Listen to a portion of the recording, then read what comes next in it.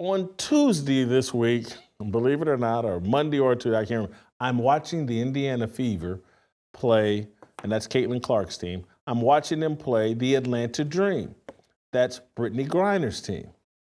And 2 minutes into the game, Brittany Griner has two of the worst, dumbest fouls I've ever seen in basketball. I mean, it's just they look like intentional fouls, particularly the second one. She basically elbowed Aaliyah Boston in the neck for no reason. 2 minutes into the game. And because I'm me and I've watched sports for so long, and because, again, you guys know, I used to have a bad gambling habit. Now I gamble a little bit. But my immediate thoughts when I saw that second foul and I saw Brittany Griner walking off to the bench, and I'm just like, could this woman really have played basketball this long and committed two just really stupid, ridiculous fouls in the first 2 minutes of the game? And so my thoughts went to me like, hey, I wonder what Brittany Griner, what her over-under in points are. And I wonder if she'll reach that level tonight. It just ran through my mind. That's what, because she's got two fouls in the first 2 minutes. She only ended up with 3 fouls for the game. But she only played 15 minutes in the entire game. And she wasn't injured. She just only played 15 minutes. She took herself out early with the fouls, and then the game took on a life of its own. Next thing you know, she doesn't play. She only plays 9 minutes. And that's as far as I went with it. But in my head, and I never did the research of hey, what was her over-under on points? What did all that? But where my mind did go, and where it has been going for maybe a year, and this is the first time I was like, hey man, we're dealing with 13 WNBA teams. I think there's 11 players per team. That's somewhere around 140 players. Or maybe it's somewhere around 140 players. And their mindset is we're entitled. We're owed a debt. We've been mistreated. We're victims. And I was like, if you have that mindset that I'm entitled, that we're victims, that we're owed a debt, that we should be getting paid the same millions of dollars as men, that's a recipe for corruption.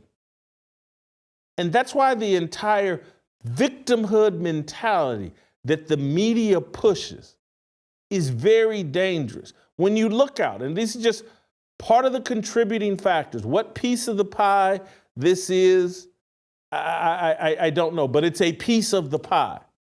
But when you look at a demographic of Americans that have been convinced that they're victims, and they do everything to promote their victimhood.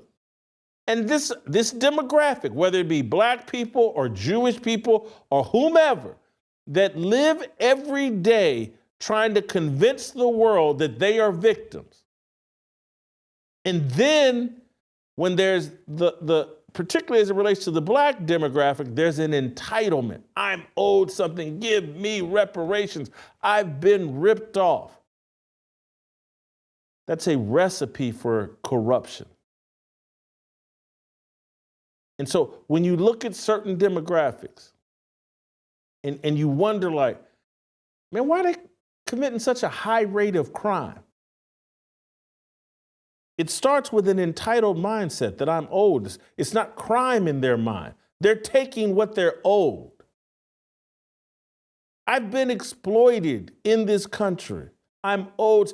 Oh, you want to know why there's a demographic that is the star of many, many looting videos? It's an entitled mindset. They've been brainwashed. Shamika and I are going to talk about it on Harmony today about this movie Straw that Tyler Perry has put out. We're going to talk about this in about 15, 20 minutes on the Harmony channel.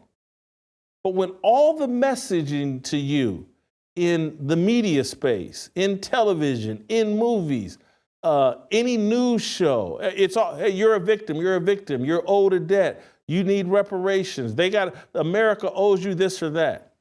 You're creating looters. You're creating people that will cut corners to get the financial gains that they feel like they are owed. And then they justify it by, well, what about Brett Favre, and white people do it too, blah, blah, and plus we're owed this. And so the WNBA, as long as the media and the people that run those leagues, as long as they allow the players to run around and feel like, hey, I know this league loses $40 million a year, and it's done that for 30 straight years, but I should be getting paid millions of dollars. As long as they allow that mentality to exist, you should be very suspicious about that league and the players in that league. As long as you watch these players and look at how Dejanay Carrington, how low character she is, how little integrity she has, how little integrity she plays with. That's a person willing to cut corners. That's a person, I'm not saying they're doing it, but that's a person that could be the next Jontay Porter. You know Jontay Porter, the NBA player, the brother of Michael Porter, that I believe now is in prison because he was betting on himself or advising people or involved with gamblers who were taking the under on his performance. We keep promoting this gambling culture and keep leaning into entitled victim mentality athletes who are sitting there counting other people's money. Hey, I'm only making $200,000 to play in the WNBA. I should be making $20 million a year like those men are. It's a recipe for corruption. Anybody with a brain can see this. Any sports media organization, any journalist should recognize, well, that's a recipe for corruption. And so when you watch, you would sit there and think, Jontay Porter, his brother's Michael Porter, they're both in the NBA, look how much money. But the disease of more, hey, I'm making $3 million a year, but it'd be better if I were making $5 million or $6 million. And I know a way I can get a little extra money. And it doesn't really hurt anybody. I'm not cheating on my team, I'm cheating my own statistics. We've created the most corrupt environment in sports in the history of America. And I know Shoeless Joe Jackson and these guys in the early 1900s were already cheating and doing that. But look at this culture we have created. We've told a certain demographic of people that they're victims. The entire WNBA is loaded. They got 140 some odd players, 120 of them think they're victims and think men have exploited them, and they all think I should be making millions of dollars just like the men. Even though people don't come to their games, people aren't interested in their games, that the league loses money. They've been living off the tit of men. They're being treated well above their talent already, but they think they're victims.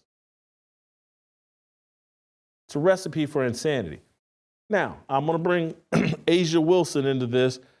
She's off to the worst start, I think, of potentially her WNBA career. Last night, they got beat by the Los Angeles Sparks, a bad team. The Las Vegas Aces are allegedly a title contender. Asia Wilson is allegedly the best player in the WNBA. 2 of 12 from the field last night. I think hit 9 free throws, ended up with 13 points. But left the game late in the third quarter because she got hit in the face and looked like her nose was bleeding or something on her face was bleeding, and she never went back in. This point that I'm making has nothing to do with gambling. It has to do with victim mentality, entitled mentality, and all the bending over that she's been asking Nike to do and white players to do and forcing Kelsey Plum. You understand your white privilege. And you guys need to celebrate black women. And they've put out a signature shoe for Asia Wilson that no one's interested in. They've put on hold Caitlin Clark's marketing Nike career and signature shoe to cater to Asia Wilson. It's all a flop. No one wants an Asia Wilson shoe. No one. Outside of Columbia, South Carolina, where she played college basketball at South Carolina. She's a 6'4", 6'5", Tim Duncan type player. No one wanted to buy Tim Duncan shoes, and that's why Tim Duncan didn't have any shoes. No one cares about big people that play in the post and play a boring style of basketball. But we've been catering to Asia Wilson and telling her, you should be a big superstar, and everywhere you go, you should be worshiped. And so when the going gets tough, oh, she got hit in the face last night, and she's 2 of 12 from the field, and we're getting beat by the LA Sparks. She quit. Entitled people, victims, they're low integrity. They're low character. When the going gets tough, they get going. Like what you saw? Hit that like button, subscribe, and check out the full episode by clicking the link below.